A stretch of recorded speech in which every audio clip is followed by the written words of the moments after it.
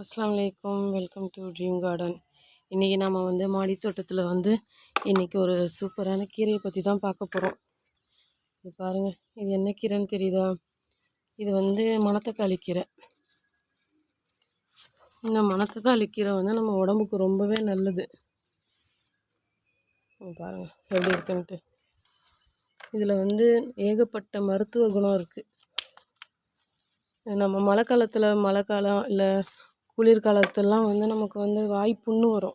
வாய்ப்புண்ணு, வயிற்று புண்ணு அந்த மாதிரி உள்ளவங்களுக்கெல்லாம் இது ரொம்பவே நல்ல ஒரு மருந்தாக இருக்குது. இது ஒரு 2-3 தடவை நம்ம சூப்பு வச்சு சாப்பிட்டோம்னா அது சீக்கிரமாகவே குணமாயிடும். இந்த மணத்தக்காளி கீரை இதில் பாருங்கள் எப்படி இருக்குது பாருங்கள், ஃப்ரெஷ்ஷாக. அதை விட இந்த மணத்தக்காளி இருக்குது பாருங்கள். இதை நான் கட் பண்ணிக்கிறேன். இதில் தக்காளி மாதிரி இருக்கும் பாருங்கள், சின்ன சின்னதாக. இதை வத்தல் மாதிரி செஞ்சோம், அதோட பழம் கூட இருக்கும். இது இருக்குது பாருங்கள். இதை நல்லா பழுத்த பிறகு இதை அப்படியே காய வச்சுருவாங்க. காய வச்சு இந்த வத்தலை இந்த வத்தல் குழம்பு அதெல்லாம் போடலாம். இந்த தக்காளியை இதுவும் உடம்புக்கு ரொம்பவே நல்லது. இந்த அல்சர் இருக்குது பார்த்தீங்களா, அவங்களாம் தினமும் இந்த கீரையை உடம்புக்கு சேர்த்துக்கணும். சும்மா பச்சையாகவே ஒரு 2-3 இலையை காலையிலேயே நம்ம பறித்து சும்மா சாப்பிட்டோம், வெறும் வாயில் சாப்பிட்டோம்னா இது சீக்கிரமாகவே அல்சர்லாம் குணமாகும். இது இருக்குது பாருங்கள். இந்த மணத்தக்காளி பழம் யாரெல்லாம் சாப்பிட்ருக்கீங்கிறத நீங்கள் கமெண்ட்டில் சொல்லுங்கள். இப்படி தான் இருக்கும் மணத்தக்காளி பழம். இதை நல்லா காய வச்சு அதை நம்ம ஸ்டோர் பண்ணி வச்சுக்கிட்டோம்னா வத்த குழம்புலாம் போட்டால் சூப்பராக இருக்கும். இது அதுக்கப்புறம் இது ரொம்பவே முக்கியமானது என்னென்னா, இந்த மழை காலத்துலலாம் வரக்கூடிய அந்த சேத்து புண்ணு இருக்குது பாருங்கள். சேத்து புண்ணு அது இதுக்கு இதை இந்த இலையை நம்ம அரைச்சி அந்த சேத்து புண்ணுலாம் தடவுனா சீக்கிரமாகவே சரியாயிடுமா.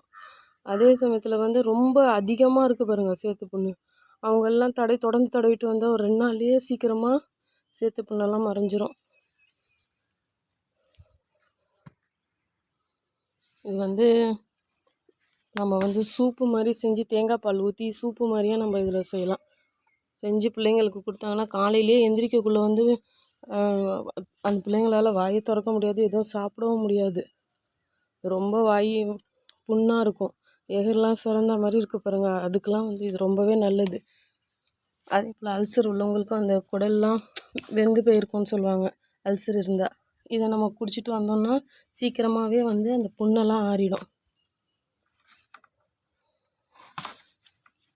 பாருங்கள், இதை நம்ம கழிச்சு வேரோட பிடுங்கிடக்கூடாது. செடியை பிடுங்காமல் நம்ம இது மாதிரி கழிச்சு விட்டாலே திரும்பி சூப்பராக ஒரே வாரத்துலேயே சீக்கிரமாக அப்படியே பொம்மலாக அழகாக சூப்பராக துளுத்து வந்துடும்.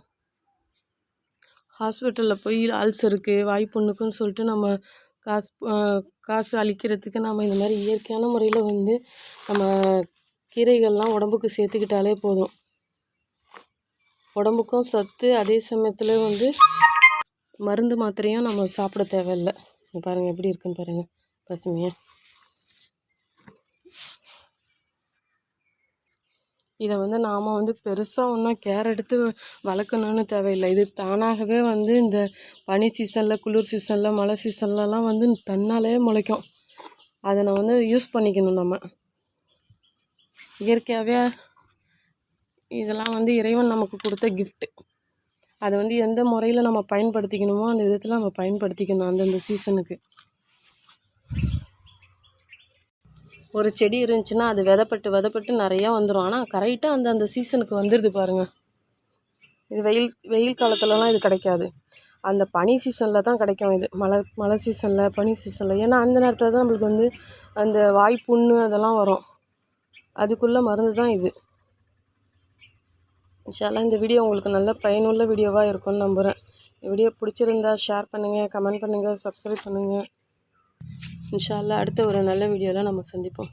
அஸ்ஸலாமு அலைக்கும். Happy gardening.